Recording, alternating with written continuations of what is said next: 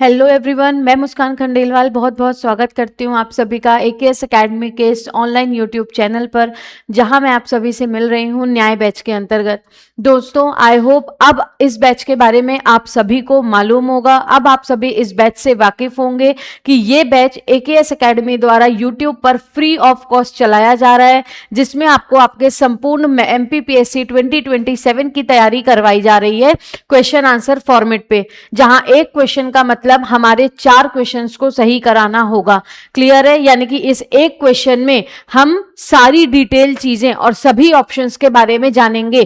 किसी एक क्वेश्चन का एक ऑप्शन है तो बाकी के ऑप्शन से क्या प्रोबेबल क्वेश्चंस बन सकते हैं, वो सारी चीजें हम यहां पर पढ़ रहे हैं। उसके बाद आपको थोड़ा सा इन्फिनिटी प्लस बैच के बारे में भी जान लेना है, क्योंकि दोस्तों प्री हमारा उद्देश्य नहीं है ना। प्री हमारा मान लीजिए एक सीढ़ी तो है, हम प्री नहीं क्वालिफाई करेंगे तो हम मेंस में तो बैठने के योग्य वैसे भी नहीं है। लेकिन वास्तव में जो हमारा मेन कंपटीशन है और जो हमारा सपना है या जो हमें हमारा सपना पूरा कराएगा वो है मेंस, और मेंस अच्छा होगा, मेंस स्ट्रांग होगा तो ही हम जाके इंटरव्यू में सफलता प्राप्त कर अधिकारी बन पाएंगे। तो इसके लिए आपको कुछ नहीं करना, जाना है प्ले स्टोर पर, एकेएस एकेडमी का ऐप इंस्टॉल करना है, वहां पर आपको इन्फिनिटी प्लस बैच को लॉगिन करना है। इन्फिनिटी प्लस बैच में आपको बाइलिंगुअल दोनों ही भाषाओं में पूरे पेपर 1 से पेपर 6 तक रिकॉर्डेड थ्योरी लेक्चर्स प्रोवाइड किए जा रहे हैं। क्वेश्चन आंसर, सबसे इंपॉर्टेंट क्वेश्चन आंसर फॉर्मेट पे आपको पूरे मेंस की तैयारी करवाई जा रही है, क्योंकि बच्चों की सबसे बड़ी दुविधा होती है कि टीचर्स हमसे लिखते आ जाता है, हमको चीजें याद हो जाती हैं, हमें चीजें समझ में भी आ जाती हैं, हम फैक्ट्स रट भी लेते हैं, हम इकोनॉमिक सर्वे पूरा घोल के पी भी लेते हैं, लेकिन हाँ आंसर राइटिंग करते वक्त हमें वो कॉन्फिडेंस नहीं आ पाता। दोस्तों, आप बिल्कुल इस बैच से ज्वाइन करिए, आप इस बैच को परचेज करिए, और यहां पर मैं और हमारे फैकल्टी जितनी भी हैं एकेएस एकेडमी की, वो सभी आपको लाइव फॉर्मेट पर आंसर राइटिंग सिखा रहे हैं। क्लियर? आप अपने फ्रेंड से पूछिएगा जिन्होंने भी इस बैच को परचेस किया है, आज वो प्रो है ना, इन्फिनिटी प्लस में प्रो और प्रो मैक्स, तो वो प्रो तो हो ही गए हैं आंसर राइटिंग में, जबकि ये बैच स्टार्ट हुए अभी मात्र 2 महीने ही हुए हैं। तो आपको भी अगर प्रो मैक्स होना है देन प्लीज आप क्या करें, इन्फिनिटी प्लस बैच ज्वाइन करें। आगे पीडीएफ इसकी डाउनलोड कर लें, पीडीएफ जो है वो आपको प्रोवाइड की जाएगी, और साथ ही साथ इस बैच की वैलिडिटी 2 साल होगी। ये मैं आप लोगों को कोई किसी भी प्रकार की जबरदस्ती नहीं है। आप सभी का अगर मेंस तैयार है, आंसर राइटिंग तैयार है, बिल्कुल एकदम आप रेडी हैं, कोई जरूरत नहीं है आपको बैच परचेस करने की। यहां पर आप ये मत समझना कि मैं इस बैच का प्रमोशन करने आई हूं। हम यहां पर न्याय बैच में प्रीलिम्स पढ़ने मिले हैं, हम वही पढ़ते हैं। ठीक है? आपको इस बैच में देखिए एमपीपीएससी प्रीलिम्स, मेंस और टेस्ट सीरीज सब कुछ मिलेगा। साथ ही साथ आपको यहां पर फ्री ऑफ कॉस्ट जितने भी क्वेश्चंस हम यहां पर सॉल्व करेंगे उसकी पीडीएफ प्रोवाइड की जाएगी, जिसके लिए आपको इस बैच की कॉस्ट के अलावा कोई भी अतिरिक्त शुल्क देने की आवश्यकता नहीं है, जो इस बैच का सबसे प्रमुख फीचर है, सबसे इंपॉर्टेंट गोल्डन गिफ्ट है। आप व्हाट्सएप पर यहां पर जाकर हमारे मेंटोर से डायरेक्ट कनेक्ट कर सकते हो, आपको आपकी तैयारी से संबंधित जो भी डाउट हो आप पूछ सकते हो। आपको एकेएस एकेडमी का टेलीग्राम चैनल भी ज्वाइन कर लेना है, जिससे आप सारी चीजों से अपडेटेड रहें, करंट अफेयर से, सारी चीजों से जो भी अपडेट्स हैं उससे आप अवेयर रहें। ठीक है? तो अब हम स्टार्ट करते हैं हमारी आज की क्लास को, जहां हमारा पहला क्वेश्चन है 1915 में काबुल में स्थापित भारत का अंतरिम सरकार में प्रधानमंत्री किसे नियुक्त किया था। यानी कि 1915 में क्या हुआ था, काबुल में स्थापित जो एंटरिम गवर्नमेंट थी उसका प्रमुख किसे नियुक्त किया गया था, prime minister. The answer is Barkatullah Bhopali. Kabul में स्थापित अंतरिम सरकार का जो प्राइम मिनिस्टर है वो बरकतुल्लाह भोपाली को नियुक्त किया गया था। कर्नल गुरुबख्श सिंह ढिल्लोन, ये कहां से थे, ये शिवपुरी से थे, जिन्होंने 1857 की क्रांति में अपना प्रमुख योगदान दिया था। वहीं सुभाष चंद्र बोस, प्रीवियस लेक्चर में पढ़ा था हमने त्रिपुरी सेशन ऑफ कांग्रेस में पहले तो ये राष्ट्रपति नियुक्त हुए थे, राष्ट्रपति इन द सेंस है त्रिपुरी सेशन ऑफ कांग्रेस में पहले ये प्रेसिडेंट नियुक्त हुए थे पट्टाभी सीतारामैया को डिफीट करके, लेकिन बाद में कॉन्फ्लिक्ट्स के कारण इन्होंने रिजाइन कर फॉरवर्ड ब्लॉक की स्थापना की थी। और आपको ध्यान रखना है बाद में फिर त्रिपुरी सेशन को किसने आगे बढ़ाया था, राजेंद्र प्रसाद ने प्रेसिडेंटशिप ली थी। आगे है डॉक्टर हरि सिंह गौर। डॉक्टर हरि सिंह गौर ये भी महान क्रांतिकारी थे, साथ ही साथ इन्होंने एजुकेशन से भी संबंधित काफी इंप्रूवमेंट किए, इसीलिए सागर यूनिवर्सिटी जो है उसे डॉक्टर हरि सिंह गौर यूनिवर्सिटी का नाम दिया गया। ये मध्य प्रदेश की, डॉक्टर हरि सिंह गौर मध्य प्रदेश की पहली यूनिवर्सिटी है जिसकी स्थापना 1946 में हुई थी, जिसकी स्थापना 1946 में हुई थी। ये भी आपको ध्यान रखना है। मध्य प्रदेश में आपको ध्यान रखना है 2 सेंट्रल यूनिवर्सिटीज हैं, एक अमरकंटक वाली जो 2008 में सेंट्रल यूनिवर्सिटी बनी, एक हरि सिंह गौर यूनिवर्सिटी जिसे 2009 में सेंट्रल यूनिवर्सिटी का दर्जा दिया गया। तो 1946 में इसकी स्थापना हुई, लेकिन इसे सेंट्रल यूनिवर्सिटी का दर्जा कब मिला, 2009 में। तो काबुल में जो अंतरिम सरकार बनी थी उसका प्रधानमंत्री कौन नियुक्त हुआ, बरकतुल्ला भोपाली। क्लियर। मोहम्मद बरकतुल्ला भोपाली ने विदेशों में रहकर स्वतंत्रता के लिए निरंतर संघर्ष किया। अमेरिका जापान काबुल में आजादी के संघर्ष में उनकी भूमिका उल्लेखनीय रही है, इसलिए उन्हें क्या नियुक्त किया गया था, काबुल में स्थापित की गई भारत की अंतरिम सरकार का प्रमुख। ठीक है, नेक्स्ट क्वेश्चन देखेंगे। देश का पहला शहीद मंदिर मध्य प्रदेश में कहां स्थापित किया गया है। देश का पहला शहीद मंदिर मध्य प्रदेश के किस जिले में स्थापित है, तो देश का पहला शहीद मंदिर मध्य प्रदेश के मुरैना जिले में स्थापित किया गया है, राम प्रसाद बिस्मिल की स्मृति में। राम प्रसाद बिस्मिल, राम प्रसाद बिस्मिल की स्मृति में किसकी स्थापना हुई है, देश के पहले शहीद मंदिर मुरैना की। ठीक है, तो कहां है देश का पहला शहीद मंदिर, कंट्रीज फर्स्ट शहीद टेम्पल मुरैना में, किसकी स्मृति में, राम प्रसाद बिस्मिल की। लिखा है 82वीं पुण्यतिथि पर देश का पहला शहीद मंदिर मध्य प्रदेश के मुरैना में स्थापित किया गया। तो आपसे यह भी पूछा जा सकता है कि मुरैना में स्थित शहीद मंदिर किसकी स्मृति में बनाया गया, तो राम प्रसाद बिस्मिल की। हो सकता है आपसे पूछ लिया जाए उनकी कौन सी पुण्यतिथि पर मनाया गया, कौन सी बर्थ एनिवर्सरी पर, तो 82 डेथ एनिवर्सरी है ना, डेथ एनिवर्सरी पर बनाया गया। आगे देखेंगे नेक्स्ट क्वेश्चन। नीमच में 1857 की क्रांति का नेतृत्व किसने किया, तो मैंने आपको कल एक चीज क्या बताई थी कि मध्य प्रदेश में 1857 की क्रांति कहां से शुरू हुई, नीमच छावनी से।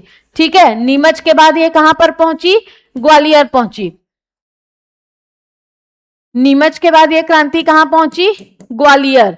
ग्वालियर के बाद ये कौन सी छावनी, शिवपुरी कैंटोनमेंट, शिवपुरी कैंटोनमेंट। उसके बाद जुलाई में ये कहां पहुंची, जुलाई में ये कहां पहुंची, महू छावनी में। और ऐसे करके पूरे मध्य प्रदेश में इसका विस्तार हो गया। तो नीमच छावनी में कब पहुंची थी, 3 जून 1857। ग्वालियर में 14 जून को पहुंची ये क्रांति, वहीं यहां पर 20 जून को, और मऊ में कब, 1 जुलाई 1857 में, जब शहादत खान ने ब्रिटिशर्स के खिलाफ पहली बुलेट फायरिंग की थी। ठीक है, ये आपको ध्यान रखना है। क्या कहा था शहादत खान ने, तैयार हो जाओ और आगे बढ़ो और अंग्रेजों को मार दो, ये हमारे महाराजा का आदेश है।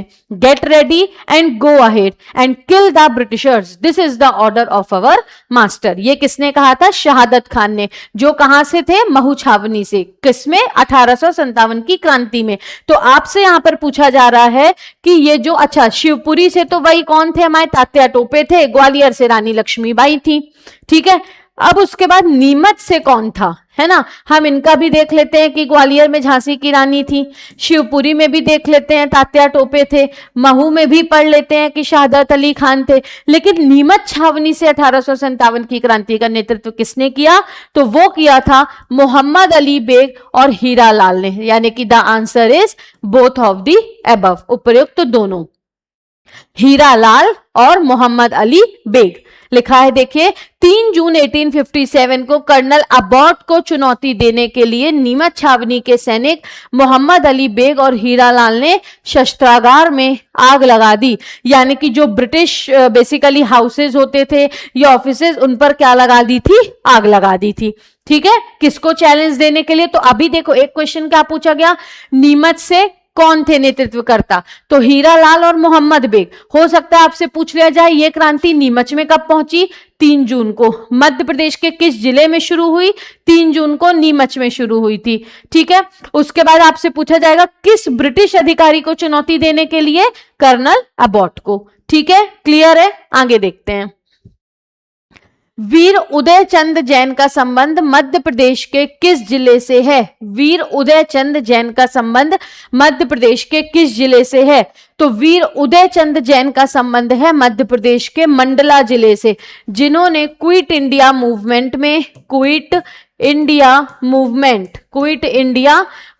में यानी कि भारत छोड़ो आंदोलन में अपनी उल्लेखनीय भूमिका दी थी। आपको पता होना चाहिए मध्य प्रदेश से यंगस्टर्स ने सबसे एक्टिव तौर पर पार्टिसिपेट किया था भारत छोड़ो आंदोलन में, जो कि कब हुआ था? 1942 को हुआ था।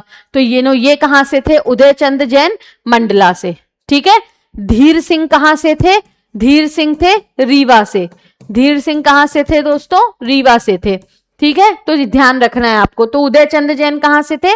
मंडला से थे। 1942 को भारत छोड़ो आंदोलन के दौरान अंग्रेजों द्वारा इनकी हत्या कर दी गई थी। ध्यान रखना है, क्विट इंडिया मूवमेंट में मध्य प्रदेश के यूथ्स ने एक्टिवली पार्टिसिपेट किया था, चाहे वो इंदौर के मगन लाल ओसवाल हो, चाहे वो मंडला के उदय चंद जैन हो, चाहे वो बैतूल की महादेवी तेली हो, और चाहे वो बैतूल के वीरसा गोंड हो। इन सब ने अपना एक्टिव कंट्रीब्यूशन दिया था।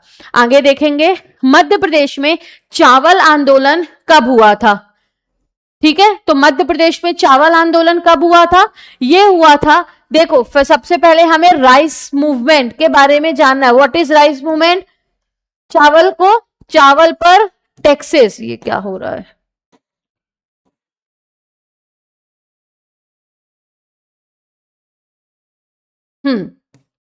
चावल आंदोलन।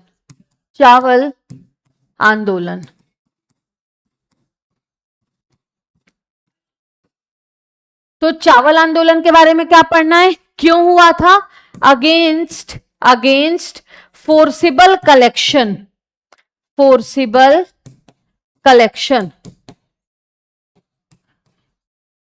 ठीक है, तो ब्रिटिशर्स की फोर्सिबल कलेक्शन यानी कि ब्रिटिशर्स की जो रेवेन्यू पॉलिसीज थी चावल के लिए वो बहुत ज्यादा कठोर थी। ठीक है, तो against forcible collection of rice the rice movement is started in Rewa district of Madhya Pradesh on 28 February 1947। On 28th February 1947, protecting the interest of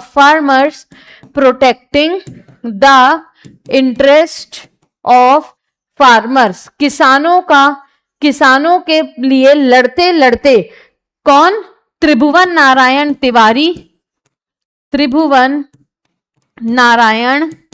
Tiwari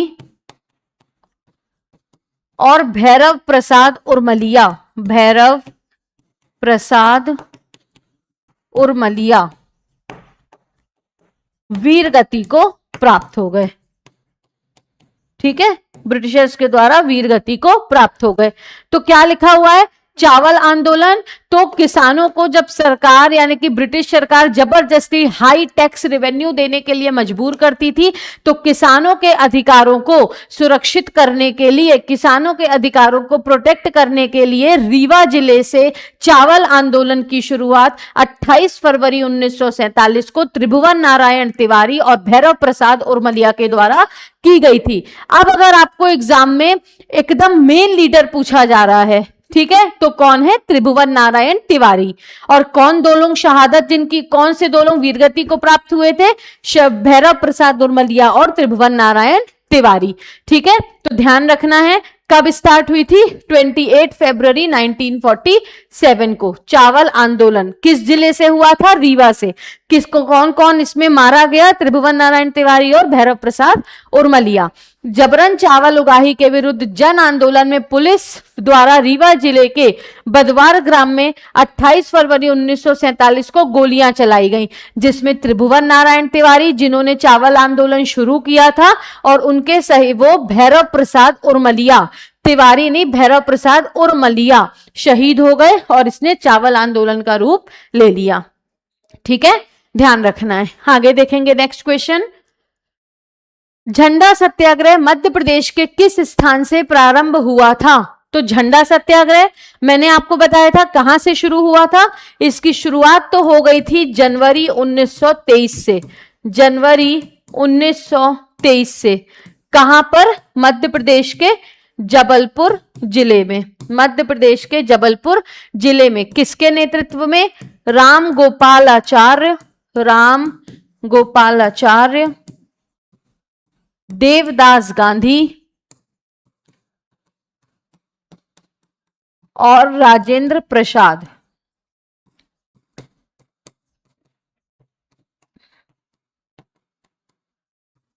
ये मुख्य रूप से शुरू हुआ था मार्च 1923 में, जब पंडित सुंदरलाल ने झंडा फहराया। जबलपुर म्युनिसिपैलिटी बिल्डिंग में झंडा फहराने के कारण पंडित सुंदरलाल को जेल हुई थी। ठीक है, Pandit Sundarlal jailed for 6 months for hoisting the flag. तो इसकी शुरुआत तो हो गई थी जनवरी 1923 से ही मध्य प्रदेश के जबलपुर में। ठीक है, किसके नेतृत्व में? राम गोपाल आचार्य, देवदास गांधी और राजेंद्र प्रसाद। आगे देखेंगे 1923 में जबलपुर में प्रथम झंडा सत्याग्रह का नेतृत्व राजेंद्र प्रसाद, देवदास गांधी व राम गोपालाचार्य ने किया था। इस सत्याग्रह का उद्देश्य अंग्रेजी झंडे को उखाड़ फेंकना और भारतीय झंडे को फहराना था। कल भी मैंने आपको बताया था मध्य प्रदेश में झंडा दिवस 18 जून को मनाया गया। ठीक है, मध्य प्रदेश में झंडा दिवस 18 जून को मनाया गया, क्योंकि 18 जून से इस सत्याग्रह का जो विस्तार है वो और भी जगहों पर बढ़ने लगा। जैसे नागपुर में निरंजन सिंह ने इसका विस्तार किया था और सरदार वल्लभ भाई पटेल ने। ठीक है, आगे देखेंगे मध्य प्रदेश में सराफा सत्याग्रह कहां पर हुआ था? तो जब आजादी के लिए इंदौर के सराफा क्षेत्र में जब आजादी के लिए जो फ्रीडम फाइटर्स हैं वो लड़ रहे थे, तब ब्रिटिशर्स ने लाठी चार्ज किया। ठीक है, जैसे अभी जंतर मंतर में लोग अपने हक के लिए पीसफुली लड़ रहे थे, तो ब्रिटिश ने क्या किया? एक तरीके का लाठी चार्ज ही किया। तो वैसे ही क्या हुआ कि जब लोग शांतिपूर्वक तरीके से अपने आजादी के लिए लड़ रहे थे इंदौर के सराफा में 1942 में क्विट इंडिया मूवमेंट के दौरान, तब यहां पर पुलिस ने लाठीचार्ज किया। ठीक, उस लाठीचार्ज में इंदौर के प्रसिद्ध क्रांतिकारी मगन लाल ओसवाल की क्या हो गई? मृत्यु हो गई। मगन लाल ओसवाल की मृत्यु हो गई, जिसके बाद क्या शुरू हुआ? सराफा सत्याग्रह। जिसके बाद क्या शुरू हुआ? सराफा सत्याग्रह। तो सराफा कहां पर है? जहां पर हम नाइट सराफा में खाना खाने जाते हैं, इंदौर में। तो सराफा सत्याग्रह कहां पर हुआ? इंदौर में। देखो लिखा है, इंदौर में स्वतंत्रता की मांग कर रहे लोग, पुलिस ने लाठीचार्ज किया, गोलियां चलाई, जिसमें मगन लाल ओसवाल मारे गए। इसी के विरोध में जनता ने सराफा सत्याग्रह किया था। क्लियर है चीजें? तो कहां पर हुआ था सराफा सत्याग्रह? 1942 में इंदौर में हुआ था। किसकी मृत्यु के बाद? मगन लाल ओसवाल की। आगे देखेंगे नेक्स्ट, मध्य प्रदेश 1893 में स्वामी विवेकानंद ने मध्य प्रदेश के किस शहर की यात्रा की? तो मध्य प्रदेश के किस शहर की यात्रा की थी विवेकानंद ने? सीधा आंसर टिक करना है, खंडवा। ठीक है, कि कहां की यात्रा की थी स्वामी विवेकानंद ने? खंडवा की यात्रा की थी। 1893 में शिकागो सम्मेलन के पहले स्वामी विवेकानंद ने मध्य प्रदेश के खंडवा शहर की यात्रा की। इन्होंने नगर पालिका के तत्कालीन प्रेसिडेंट बाबू हरिदास चटर्जी के यहाँ मेहमान नवाजी भी की थी। तो ये हमको नहीं याद रखना, बस इतना याद रखना है कि जो बेसिकली स्वामी विवेकानंद थे, चिकागो कॉन्फ्रेंस के बाद उन्होंने मध्य प्रदेश के किस जिले की यात्रा की? खंडवा जिले की। ठीक है, नेक्स्ट क्वेश्चन है, बाल गंगाधर तिलक के सहयोग से मध्य प्रदेश के किस शहर में गणेश उत्सव प्रारंभ हुआ? तो बाल गंगाधर तिलक के सहयोग से मध्य प्रदेश के बुरहानपुर में गणेश उत्सव का प्रारंभ हुआ। गणेश उत्सव का प्रारंभ हुआ। ठीक है, बाल गंगाधर तिलक ने महाराष्ट्र में गणेश उत्सव और शिवाजी उत्सव को भी व्यापक रूप से शुरू करवाया था और इन्होंने मध्य प्रदेश के बुरहानपुर में गणेश उत्सव की शुरुआत करवाई। तो कहां से शुरू हुआ था? तिलक हॉल, बुरहानपुर। अब ये तिलक हॉल क्या है? तिलक हॉल की जो स्थापना है, तिलक हॉल की स्थापना बाल गंगाधर तिलक के नेतृत्व में मार्तंड माजूमदार ने करवाई थी। किसने?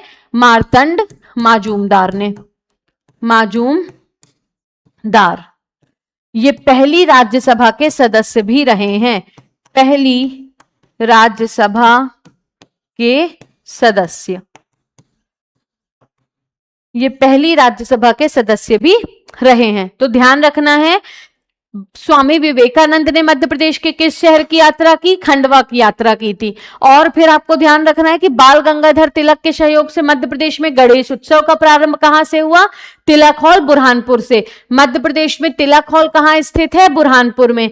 किसने बनवाया? मार्तंड माजूमदार ने। मार्तंड माजूमदार जो थे उन्होंने, वो पहली राज्यसभा के सदस्य भी रहे हैं। आगे देखेंगे, मार्तंड माजूमदार, ये लिखा है, बुरहानपुर में तिलक हॉल की स्थापना की और ये पहली राज्यसभा के सदस्य भी रहे हैं। ठीक है, नेक्स्ट क्वेश्चन है, चंद्रशेखर आजाद ने किस दूसरे नाम से बच्चों को शिक्षित करने का कार्य किया?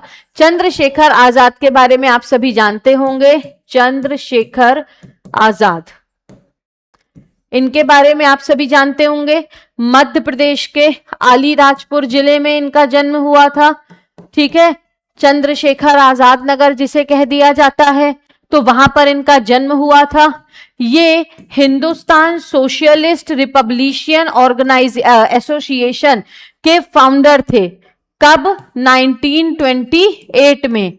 कहां पर? दिल्ली में। वैसे तो कानपुर में हिंदुस्तान रिपब्लिशियन एसोसिएशन जो बना था, जिसकी स्थापना 1924 में कानपुर में सचिंद्र नाथ सान्याल ने की थी, उसी का एडवांस्ड फॉर्म क्या था? हिंदुस्तान सोशलिस्ट रिपब्लिशियन एसोसिएशन, जिसकी स्थापना या पुनः स्थापना 1928 में फिरोज शाह कोटला फोर्ट दिल्ली में की गई थी, जिसके प्रमुख थे चंद्रशेखर आजाद, भगत सिंह और राजगुरु।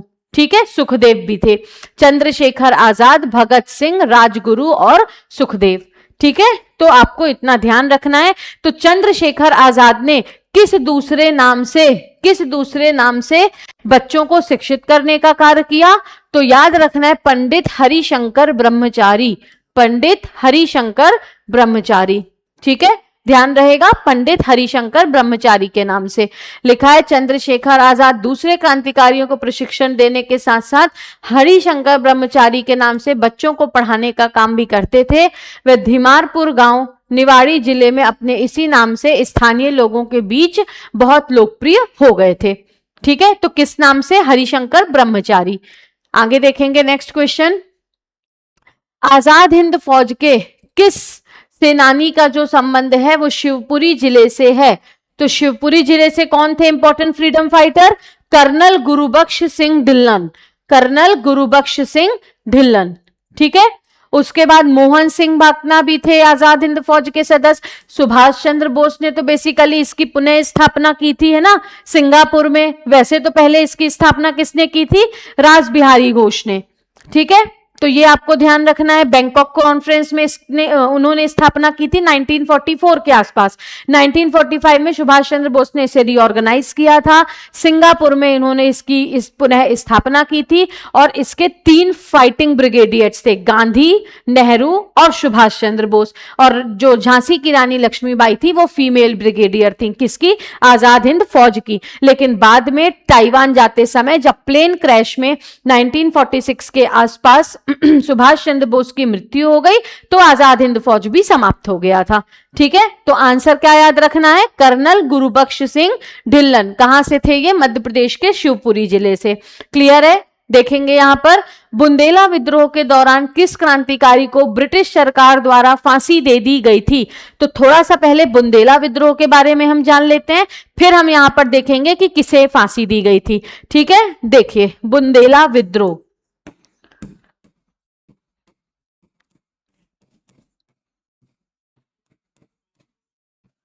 समझिएगा, है ना, चाहे तो नोट भी कर सकते हैं, इंपॉर्टेंट है एग्जाम के लिए। तो बुंदेला विद्रोह जो हुआ था दोस्तों, बुंदेला विद्रोह जो हुआ था, इसकी जो प्लान है, अच्छा कहां पर हुआ था या फिर कहां पर प्लान किया गया था, प्लान्ड इन 1836। ठीक है, प्लान्ड इन 1836 एट बुधवा मंगल मेला, बुधवा मंगल मेला। और ये मेला किस नदी के किनारे लगा था, उर्मिल नदी के किनारे, उर्मिल रिवर के किनारे, जो कि केन नदी की सहायक नदी है। पता होगा आप सभी को, नहीं पता तो ज्योग्राफी हम अभी आगे पढ़ेंगे। ठीक है, तो बुंदेला विद्रोह, इसकी जो प्लानिंग है वो कब हो गई थी, 1836 में ही हो गई थी। कब, बुधवा मंगल मेला में उर्मिल नदी के किनारे। ठीक, अब 3 पार्टियां, फॉर्मेशन ऑफ ट्राइपर्टाइट, फॉर्मेशन ऑफ ट्राइपर्टाइट, यानी कि 3 लोगों की संयुक्त सेना बनी या 3 पार्टीज बनी। कब बनी, 1842 में। जहां पर कौन कौन थे, तो यहां पर थे जैतपुर किंग, या यहां से लिखेंगे नरहुत के लैंडलॉर्ड, नरहुत के जमींदार मधुकर शाह, मधुकर शाह, जैतपुर के राजा परीक्षित और हीरापुर के हृदय शाह। ये 3 पार्टियां बनी थी बुंदेला विद्रोह के लिए। कौन कौन सी, नरहुत के जमींदार मधुकर शाह, जैतपुर के राजा परीक्षित, हीरापुर के हृदय शाह। ठीक है, हीरापुर के हृदय शाह। तो अब क्या हुआ था यहां पर देखेंगे, सबसे पहले इस रिवॉल्ट को आग कब मिली या ये रिवॉल्ट शुरू कब हुआ, जब नरहुत के मधुकर शाह ने 8 अप्रैल 1842 को ये जो रिवॉल्ट है वो शुरू हुआ। किसके द्वारा, नरहुत के मधुकर शाह के द्वारा। लेकिन उस समय पर जो मर्दान सिंह थे, वही बानपुर चंदेरी वाले मर्दान सिंह, वो क्या करते थे, ब्रिटिशर्स पर विश्वास, और वो अपना चंदेरी वाला रीजन वापस लेना चाहते थे। किससे, ब्रिटिशर्स से। तो ब्रिटिशर्स ने कहा कि आप नरहत के राजा किन्हें, मधुकर शाह को हमारे पास लेकर आओ, हम आपको आपका चंदेरी की जागीरें वापस लौटा देंगे। तो मर्दान सिंह उन्हें लेकर आए और मर्दान सिंह की सहायता से ब्रिटिशर्स ने क्या की, उन्हें फांसी दे दी। ब्रिटिश ने उन्हें क्या दे दिया, फांसी। ठीक है, कहां पर, सागर फोर्ट में। फांसी कहां पर दी थी, सागर में। तो ध्यान रखना है आपको, क्लियर है। तो ये रिवॉल्ट शुरू कब हुआ, when the Madhukar Shah of Narhut revolted against the Britishers in 8 April 1842। तो इसकी शुरुआत कब हुई थी ऑफिशियली बुंदेला विद्रोह की, 8 अप्रैल 1842 को, जब नरहुत के मधुकर शाह ने ब्रिटिशर्स के खिलाफ लड़ाई की। लेकिन उस समय बानपुर चंदेरी वाले रीजन से मर्दान सिंह जो थे, वो अपना बानपुर चंदेरी वाला रीजन ब्रिटिशर से वापस प्राप्त करना चाहते थे, जो ब्रिटिशर्स ने लूट लिया था। तो ब्रिटिशर्स ने उन्हें कहा कि आप मधुकर शाह को हमें दो, हम आपको आपकी जागीरें देंगे। तो ऐसा ही हुआ और मर्दान सिंह की मदद से ब्रिटिशर्स ने उन्हें पकड़ लिया और सागर में उन्हें फांसी दे दी थी। फिर आए कौन, जैतपुर के राजा परीक्षित। जैतपुर के राजा परीक्षित, ये बुंदेला रियासत के अंतर्गत जैतपुर रियासत थी, जिसके संस्थापक राजा जगत राय थे। लेकिन राजा परीक्षित इसके इंपॉर्टेंट शासक थे जो बुंदेला विद्रोह में शामिल हुए थे। ठीक है, तो इनके समय पर हुआ था बैटल ऑफ बिलग्राम या पनवाड़ी। जिसमें ये ब्रिटिशर से जीत गए, लेकिन बधौरा बैटलफील्ड में युद्ध करते दौरान उन्हें हार का सामना करना पड़ा। जैतपुर किंग परीक्षित, ठीक है। उसके बाद हीरापुर के हृदय शाह, ये जबलपुर से इस विद्रोह का नेतृत्व कर रहे थे। कहां से? जबलपुर से। अच्छा, बैटल ऑफ बिलग्राम या पनवाड़ी, ठीक है। बैटल ऑफ बिलग्राम और पनवाड़ी जो है वो कहां पर हुआ था? तो वो इस रीजन पर ही हुआ था, यानी कि जैतपुर वाले रीजन पर। जैतपुर के राजा परीक्षित थे, तो इस युद्ध में तो राजा परीक्षित ब्रिटिशर से जीत गए, लेकिन उन्हें बधौरा बैटलफील्ड में ब्रिटिशर से डिफीट जो है वो हाथ लगी थी, यानी उन्हें हार का सामना करना पड़ा था। क्लियर है इतनी चीजें आप सभी को? ये हीरापुर के जो हृदय शाह हैं, ये भी बुंदेलखंड रियासत से ही संबंधित थे, लेकिन इस रिवॉल्ट में वो किसका साथ दे रहे थे, या इस रिवॉल्ट में वो किस जगह को रिप्रेजेंट कर रहे थे? जबलपुर वाले रीजन को रिप्रेजेंट कर रहे थे। तो ये भी आपको ध्यान रखना है। अब यहां पर क्या हुआ? अब यहां पर जो राजा बख्तावली थे, कौन? राजा बख्तावली, वो अपनी शाहगढ़ वाली रीजन की जागीरें जो है वो वापस लेना चाहते थे ब्रिटिशर्स से। तो उन्होंने ब्रिटिशर्स की सहायता की। ब्रिटिशर्स ने कहा कि आप हृदय शाह को पकड़ के लाएं, आप उन्हें पकड़ के लाएंगे तो हम आपको आपकी जागीरें वापस लौटाएंगे। राजा बख्तावली की मदद से ब्रिटिशर्स ने हीरापुर के हृदय शाह को फांसी दे दी।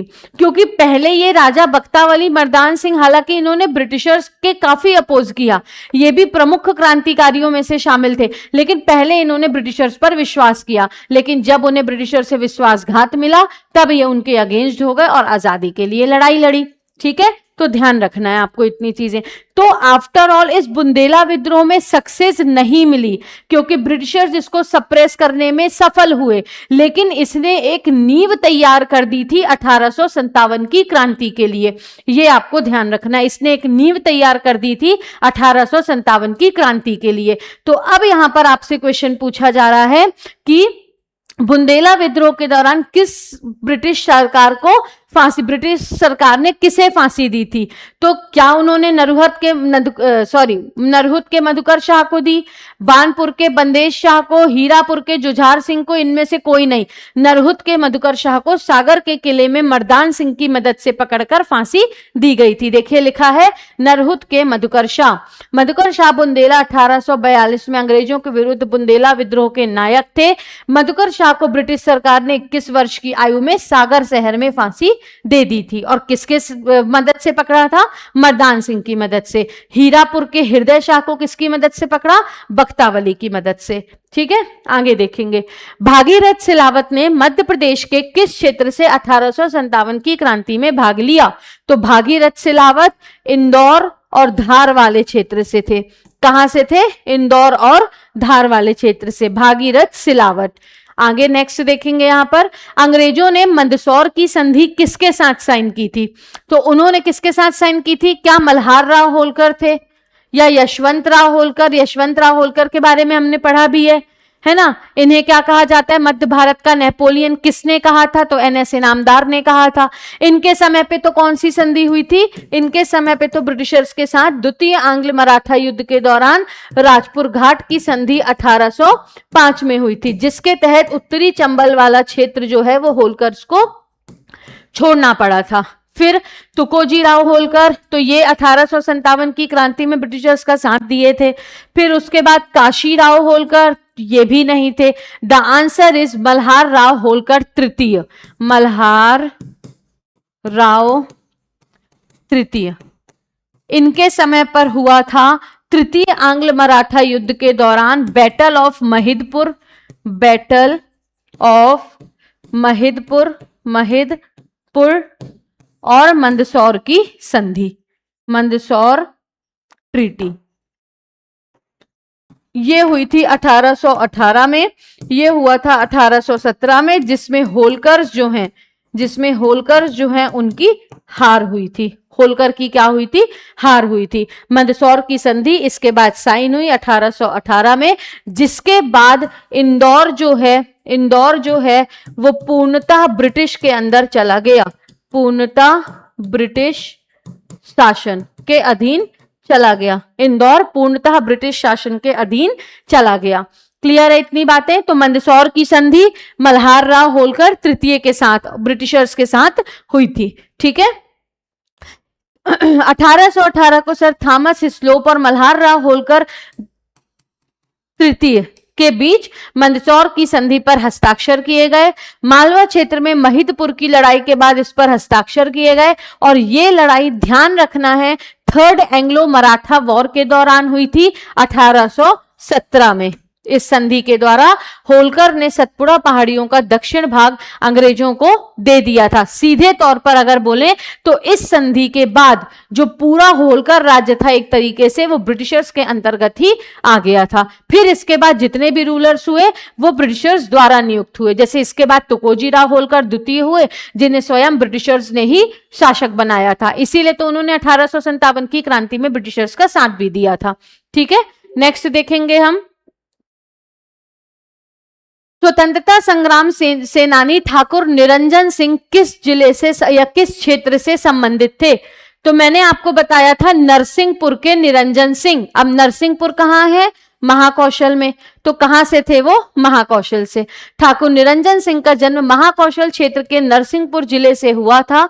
निरंजन सिंह शिक्षा प्राप्त करने के लिए खंडवा भेजे गए तो कवि पंडित माखनलाल चतुर्वेदी के प्रभाव में आ गए। 1923 में नागपुर झंडा सत्याग्रह में इन्हें गिरफ्तार कर लिया गया। की थी हमने यही बात, नरसिंहपुर के निरंजन सिंह ने नागपुर में झंडा सत्याग्रह को विस्तारित किया, लेकिन बाद में इन्हें भी फिर ब्रिटिशर्स के द्वारा पकड़ लिया गया था। आगे है यहां पर सीहोर में सिपाही बहादुर सरकार किसने स्थापित की थी? तो सिपाही बहादुर सरकार क्या है ये? तो सिपाही बहादुर सरकार की स्थापना, इसकी स्थापना किसने की थी? महावीर कोट और वली शाह ने। वली शाह, महावीर कोट और वली शाह ने इसकी स्थापना की थी। उसके बाद आपको ध्यान रखना है ये सरकार 1857 से 1858 तक चली थी, जिसका उद्देश्य था स्वतंत्रता प्राप्ति। ठीक है, तो क्या ध्यान रखना है? स्थापना महावीर कोट और वली शाह ने सीहोर में की थी। यह सरकार 1857 से 1858 में चली। 1858 में इसका जो दमन है वो किसके द्वारा कर दिया गया? जनरल ह्यू रोज के द्वारा। जनरल ह्यू रोज के द्वारा इस सरकार का दमन कर दिया गया। तो आपसे क्वेश्चन में क्या पूछा जा रहा है? स्थापना किसने की? Mahavir Kot, Wali Shah, both of the above. ठीक है, देखिए लिखा है यह सरकार 1857 से 58 तक चली और जनरल ह्यू रोज ने इसका क्या किया? दमन किया। आगे देखेंगे नेक्स्ट, गढ़ा मंडला का अंतिम यशस्वी और प्रतापी राजा कौन थे? अंतिम यशस्वी और प्रतापी राजा थे राजा शंकर शाह, जिन्होंने 1857 की क्रांति में जबलपुर और गढ़ा मंडला वाले क्षेत्र को रिप्रेजेंट किया था। जबलपुर और गढ़ा मंडला वाले क्षेत्र को इन्होंने रिप्रेजेंट किया था। ये भी रानी दुर्गावती के ही अनुयायी थे। राजा शंकर शाह के साथ साथ उनकी वाइफ रानी फूल कुंवर और उनके बेटे राजा रघुनाथ शाह तीनों ही मतलब ये लोग ब्रिटिशर्स के खिलाफ डटकर इन्होंने लड़ाई की थी। बाद में सितंबर 1857 में 18 सितंबर को रघुनाथ शाह और शंकर शाह को तोप के द्वारा उड़ा दिया गया था ब्रिटिशर्स के द्वारा। 1857 की क्रांति में मंडला क्षेत्र से अंग्रेजों का विरोध किया। इनके पुत्र का नाम रघुनाथ शाह था और गोंडवाना साम्राज्य के अंतिम प्रतापी शासक थे। ठीक है, नेक्स्ट देखेंगे, कई बार आपसे पूछ लिया जाता है कि शंकर शाह के पिता का नाम क्या था? शंकर शाह के बेटे तो हमें पता है रघुनाथ शाह, लेकिन शंकर शाह के पिता का नाम था सुमेर शाह। कई बार आपसे यह भी पूछ लिया जाता है कि शंकर शाह के पिता का नाम क्या था? सुमेर शाह। जैसे रानी दुर्गावती के पिता का नाम पूछा जाता है तो क्या था रानी दुर्गावती के पिता का नाम? शालीवाहन चंदेल। वैसे इनके पिता का नाम था सुमेर शाह। आगे देखेंगे, असहयोग आंदोलन के दौरान महात्मा गांधी सर्वप्रथम मध्य प्रदेश के किस शहर में आए थे? तो महात्मा गांधी सबसे पहले मध्य प्रदेश के छिंदवाड़ा शहर में आए थे। नॉन कोऑपरेशन मूवमेंट के दौरान महात्मा गांधी 1921 में मध्य प्रदेश आए थे। जहां वो सबसे पहले कहां गए थे, छिंदवाड़ा गए थे। किसके साथ, अली बंधुओं के साथ। अली बंधु कौन, मोहम्मद अली और शौकत अली, जिन्होंने खिलाफत मूवमेंट की शुरुआत की थी। फिर उसके बाद छिंदवाड़ा आए, यहां पर उन्होंने महिलाओं की सभा में भाषण दिया और तिलक स्वराज फंड में महिलाओं ने बड़ी संख्या में धन आभूषण भी दान दिए थे। अपनी आजादी में अपना कंट्रीब्यूशन उन्होंने दिया था। ठीक है, तो महात्मा गांधी कब आए थे, 1921 में। कहां आए थे, सर्वप्रथम छिंदवाड़ा आए थे। कब, नॉन कोऑपरेशन मूवमेंट के दौरान। नेक्स्ट देखेंगे, झंडा सत्याग्रह को व्यापक स्वरूप प्रदान करने हेतु नेतृत्व किसने किया। तो व्यापक स्वरूप प्रदान करने हेतु नेतृत्व किसने किया, जमुना लाल बजाज ने। किसने, जमुना लाल बजाज ने। ये आपको ध्यान रखना है। क्लियर, झंडा सत्याग्रह के बारे में ये बिल्कुल न्यू क्वेश्चन है। बिल्कुल अगर आपसे टफ क्वेश्चन की कैटेगरी में जाएगा तो हो सकता है ये पूछा जाए, नहीं तो झंडा सत्याग्रह से संबंधित सभी महत्वपूर्ण तथ्य हमने पढ़ लिए हैं प्रीवियस लेक्चर में और आज की क्लास में। इन्होंने झंडा सत्याग्रह में व्यापक रूप से भाग लिया। सरोजनी नायडू, सरदार पटेल, मौलाना आजाद झंडा सत्याग्रह के प्रमुख नेताओं में से एक थे। ठीक है, ये आपको ध्यान रखना है। तो किसने नेतृत्व, अगर जमुना लाल बजाज नाम दिख रहा है तो आपको टिक लगा देना है। आगे देखेंगे, जबलपुर के झंडा सत्याग्रह के निर्देशक मंडल में कौन शामिल नहीं है। तो निर्देशक मंडल में कौन शामिल नहीं है, शामिल थे, यानी जबलपुर झंडा सत्याग्रह के जो नेतृत्व है वो इन्होंने किया था देवदास गांधी ने, रामगोपाल आचार्य ने और किसने, राजेंद्र प्रसाद ने। ये हमने पहले भी पढ़ा है। लेकिन जो निर्देशक मंडल था, बोर्ड ऑफ डायरेक्टर, उसमें देवदास गांधी उसका हिस्सा नहीं थे। रामगोपाल आचार्य भी थे, विनोबा भावे भी थे और राजेंद्र प्रसाद भी थे। विनोबा भावे के बारे में याद रखना है, ये फर्स्ट इंडिविजुअल सत्याग्रही थे। फर्स्ट इंडिविजुअल सत्याग्रही, जो कहां से थे, मध्य प्रदेश के जबलपुर से। गांधी जी ने इंडिविजुअल सत्याग्रह लॉन्च किया था 1940 में, तो he was the first individual satyagrahi from Jabalpur. कौन, विनोबा भावे। तो कौन सदस्य नहीं थे बोर्ड ऑफ डायरेक्टर में, देवदास गांधी। ठीक है, आगे, गोविंद दास एवं पंडित द्वारका प्रसाद मिश्र के नेतृत्व में नमक सत्याग्रह किस शहर से शुरू हुआ। तो ये हमने कल भी बात की थी, आज भी देखेंगे, जबलपुर से। देखिए लिखा है कहां से शुरू हुआ था, जबलपुर से। 8 अप्रैल 1923 को सीहोर, कटनी, मंडला, सिवनी आदि जिलों में भी सविनय अवज्ञा आंदोलन हेतु चल समारोह शुरू किया गया।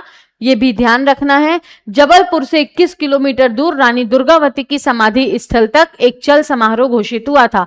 क्योंकि क्या हुआ था, जो हमारा बेसिकली नमक सत्याग्रह था वो भी तो गांधी जी का एक चल समारोह ही था, जहां वो साबरमती से कहां जाने वाले थे, अपने आश्रम दांडी तक, अपने 124 फॉलोवर्स के साथ 24 दिनों में 78 माइल चलकर साबरमती नदी के तट से डांडी विलेज तक। 6 अप्रैल 1930 को 5 अप्रैल 1930 को वो डांडी पहुंचे और 6 अप्रैल 1930 को उन्होंने सी कोस्ट में जाकर, सी शोर में, समुद्र के किनारे जाकर एक मुट्ठी नमक लेकर नमक सत्याग्रह की शुरुआत की। 8 अप्रैल को ये जबलपुर और मध्य प्रदेश वाले रीजन पर भी शुरू हो गया था, जहां लोगों ने भी चल समारोह आयोजित किया। शुरुआत इसकी जबलपुर से हुई थी, जहां क्रांतिकारियों ने 21 किलोमीटर चल समारोह, मतलब 21 किलोमीटर उन्होंने चलकर इसका जो शुरुआत है वो की थी। ठीक है, जबलपुर से रानी दुर्गावती की समाधि बारेला जबलपुर तक। फिर भोपाल राज्य हिंदू सभा की नींव किसने डाली। मैंने कल भी आपको बताया था 4 चीजें, एक अंजुमन खुद्दम वतन, फिर भोपाल स्टेट हिंदू सभा, उसके बाद भोपाल प्रजा परिषद जिसकी स्थापना 1935 में हुई, और एक प्रजामंडल। तो प्रजामंडल के प्रमुख कौन थे, शकीर अली खान और चतुर नारायण, ये हो गया। अंजुमन खुद्दम वतन के कौन थे, शकीर अली खान और तरजी खान, ये भी हो गया। भोपाल स्टेट हिंदू सभा में मैंने आपको बोला था लाल जामुन उद्धव खाएगा, यानी कि लाल जमुना लाल, उद्धव दास, और आपको क्या याद रखना है, जामुन से जमुना लाल, लाल से लालचंद्र और उद्धव से उद्धव लाल। तो क्या ध्यान रखना है, मास्टर लाल सिंह, भोपाल स्टेट हिंदू सभा का फाउंडेशन। अब हमें यहां पर उन तीनों में से एक ही नाम दिख रहा है, तो आपको लाल सिंह का नाम लगाना है। तो कौन कौन थे, लाल जामुन से लाल सिंह, जामुन से जमुना लाल और उद्धव। ठीक है, यहां पर आपको हालांकि और भी नाम लिखे हैं, जैसे लाल Singh, Pandit Chatur Narayan Malviya, Jamuna Prasad, Lakshmi Narayan, Uddhav Das Mehta and others led the foundation of Bhopal state Hindu Sabha. लेकिन आपको क्या 3 याद रखना है? लाल, जामुन, उद्धव, बस। ठीक है, आगे देखेंगे। From where did the quit India movement of 1942 begins in Madhya Pradesh. तो मध्य प्रदेश में भारत छोड़ो आंदोलन 1942 की शुरुआत कहां से हुई थी? तो मैंने अभी आपको बताया कि जो क्विट इंडिया मूवमेंट था उसमें ट्राइबल्स ने, मध्य प्रदेश के यंगस्टर्स ने अपना एक्टिव कंट्रीब्यूशन दिया था और इसकी शुरुआत विदिशा से हुई थी। कहां से? विदिशा से, ध्यान रखना है। इंपॉर्टेंट क्रांतिकारियों की अगर बात करें तो महादेवी तेली थी, महादेवी तेली,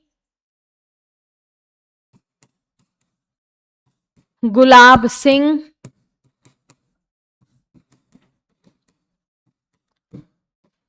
फिर उसके बाद एक थे हमारे मगन लाल ओसवाल, मगन लाल ओसवाल, उदय चंद जैन, उदय चंद जैन, वीरसा गोंड, वीरसा गोंड। तो ये प्रमुख थे।